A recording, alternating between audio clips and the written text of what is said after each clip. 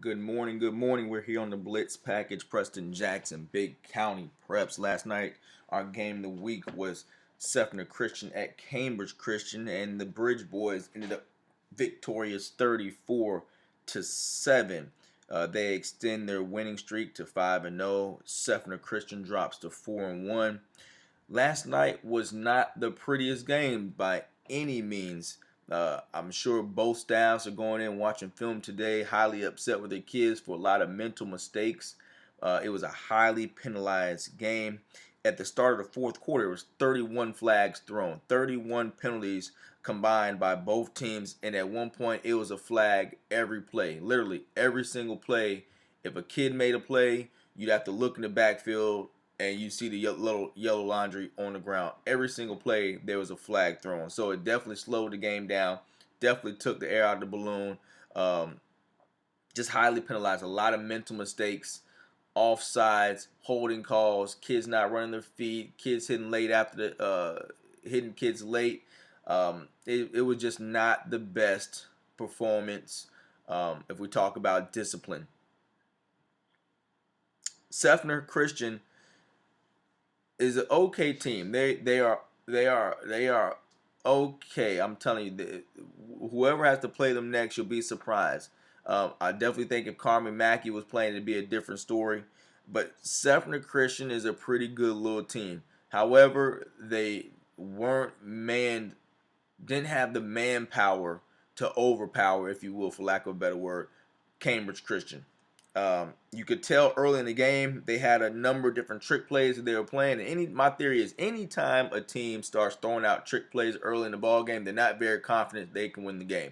So they're trying to win by getting your team to be undisciplined. And Seffner Christian had a handful of them. They had one or two that backfired on them. I can't remember if they had one that was successful. However, they tried a number of different trick plays, and as soon as they ran about the second trick play before the half, we call them Dickum plays. As soon as they ran the second Dickum play before the end of the half, you knew that they weren't necessarily going to beat Cambridge Christian straight up, and they knew that, so they were going to try and hit on a few big plays to see if they can keep the lead. What you really like about small school teams are the two-way players that they have.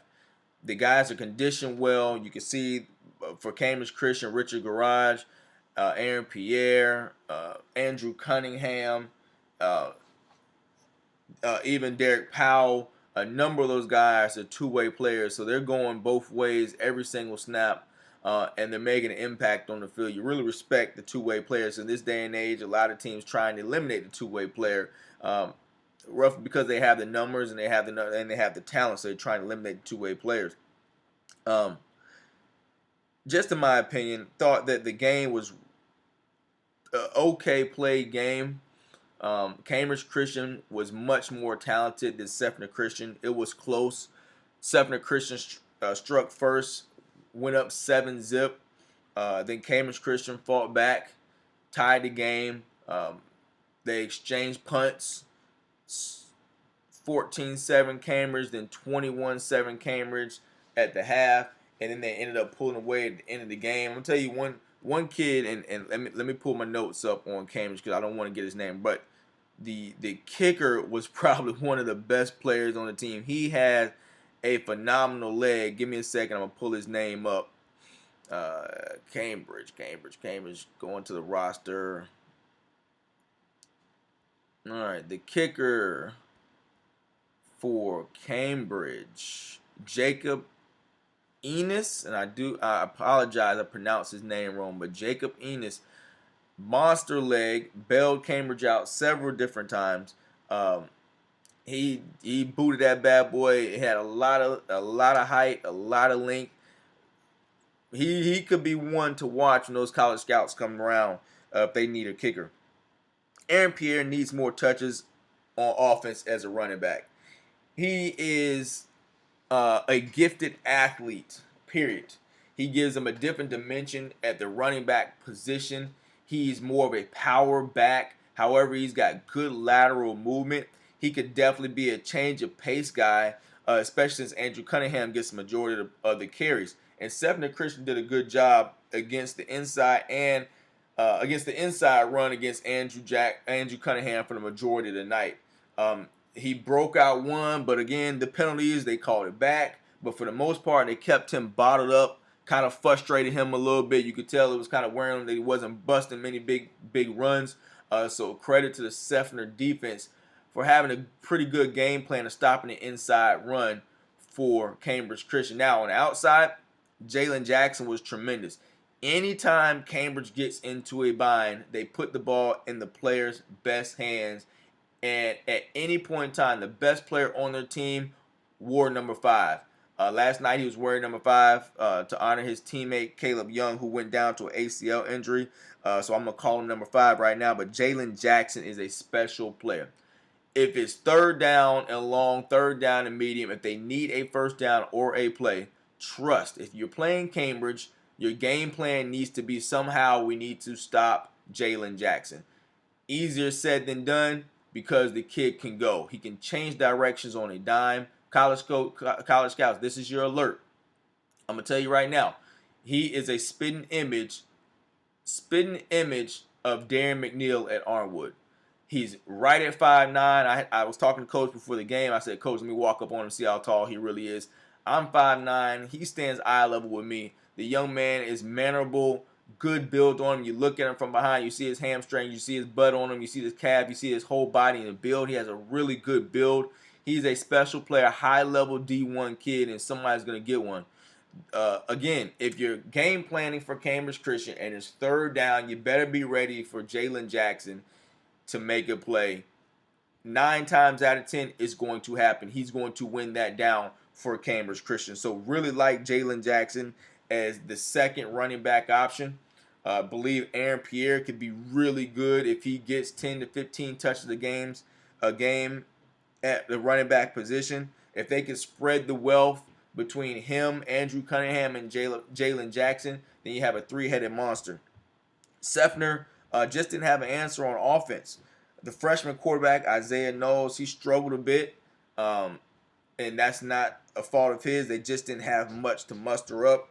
The running back option, again, without Carmi Mackey, they were definitely shorthanded. I think Carmi Mackey plays this game, we can either have a closer game, possibly even a different result. Because in small school ball, when you have a talented kid, a 6'1" running back, 210 pounds, and a playmaker like Carmi Mackey, that could make all the difference in the world.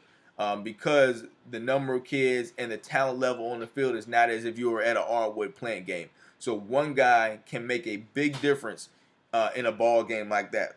But Carmi Mackey did not play. Hopefully they get him back before the end of the season. Caleb Young, his absence was definitely resounding. I think Caleb Young, the safety from Cambridge Christian, is a heck of a ball player. I actually think he's one of the ball players that does not get enough credit. He was big in the state championship run last year. He would be huge in their playoff run, which they'll make this year. But I think him being gone, you're going to see the difference on the back end of the Cambridge Christian defense as we saw last night. There were some guys that popped open. There were some runs that were made that the alleys weren't filled. And if Caleb would have been there, them alleys would have been filled. That ball would have been intercepted or knocked down. So I think that Caleb Young is definitely one of the guys that they're going to be missing. Jacoby Reddick is special. They got to find a way to get him more touches offensively. Insert him in the screen game. Possibly for every other Andrew Cunningham run, it needs to be a Jacoby Reddick screen pass or some type of jet sweep or something to get him involved offensively, because once he has the ball in his hand, there's not many guys at that level that's going to be able to A, stop him, B, catch him from behind. Cambridge has a number of different weapons that they can use. They just have to be creative on how they're going to use them and when they're going to use them. Coach Bob there has done, if you want to put it on a grading scale, an A+ job of taking this program, this Cambridge Christian program from I don't want to say that be disrespectful, but where they are now, they're at an A+ level. And Cambridge, for them to keep progressing as they are, these kids that they're getting in the doors, they're going to be going to the next level playing ball. But Coach Dare has done a tremendous job. We expect to see them as a playoff team every year from here on out if he stays the head coach. Jacoby Reddick, as we said before, want to see him get more plays, but that's me being selfish. I'm not part of that coaching staff and in that locker room. So if that coaching staff is listening to this, hey, screw that guy. I understand. But this is just observations from the sideline. Jacoby Reddick, that if they can find a way to keep all these targets entrenched in the offensive game plan, Cambridge Christian can be dangerous once again. So I reiterate, Caleb Young is going to be missed. They have to get it tied down in the secondary. Better play out the secondary right now before they make that playoff run. Seffner Christian is going to be okay. Trust me, they're not as bad as the score looks.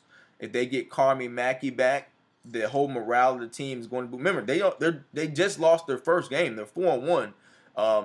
The score wasn't pretty, but if you were at the game, you could see they had a punch and fight. They had a puncher's fight in that ball game, and it possibly looked at one point it could be upset until Cambridge finally flexed a little bit, and it was a Jalen Jackson show, and he kind of went toe-to-toe, and he won his battles. So he kind of pulled him out of the hole. And the kicker is the kicker that Cambridge has, Jacob Enos, is a definite weapon. There's going to be games towards the end of the season and early in the playoffs where they're going to need that big leg or the 6-foot kicker, and he's going to come through for them. So a good win for Cambridge. Seffner Christian will rebound. Up next for Cambridge, they travel all the way to Tallahassee as they'll take up St. John Paul II, and then they'll come back home for North Florida Christian. Seffner Christian travels to Calvary Christian, and then they're back home against Santa Fe. So congratulations to the Bridge Boys. Seffner Christian will definitely rebound. A good week for BCP. We appreciate them allowing us in their domain. And good luck.